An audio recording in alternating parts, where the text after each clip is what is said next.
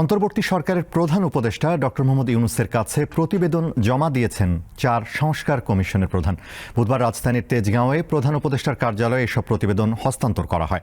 প্রতিবেদন দিয়েছে নির্বাচন ব্যবস্থা, পুলিশ, সংবিধান এবং দুর্নীতি দমন সংস্কার কমিশন। নির্বাচন ব্যবস্থা সংস্কার কমিশনের প্রধান বদিউল আলম মজুমদার, দুদক সংস্কার কমিশনের প্রধান ইফতেখারুজ্জামান, পুলিশ সংস্কার কমিশনের প্রধান সফর রাজ হোসেন এবং সংবিধান সংস্কার কমিশনের প্রধান আলী রিয়াজ প্রধান উপদেষ্টার হাতে প্রতিবেদন তুলে দেন। এ সময় সংশ্লিষ্ট কমিশনের সদস্যরা উপস্থিত ছিলেন। এই ঘটনাকে ঐতিহাসিক উল্লেখ করে প্রধান উপদেষ্টা বলেন, এর মধ্য দিয়ে নতুন বাংলাদেশ গড়ার যাত্রা শুরু হলো। এটা এখানে শেষ না, এটা এই অধ্যায় শুরু হলো। স্বপ্ন এবং তার অভ্যুত্থান পরবর্তী যাত্রা সেটা শুরু হলো।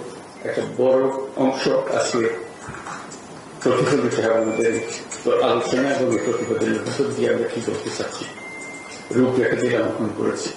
এটার মাধ্যমে আমরা আলোচনা শুরু করবো সবার সঙ্গে, যে সবার মন এর মধ্যে সায় দিচ্ছে কিনা, অঙ্গীকারগুলো পূরণ হচ্ছে কিনা। এটা হলো আলোচনার রসদকে আপনারা তৈরি করে দিয়েছেন।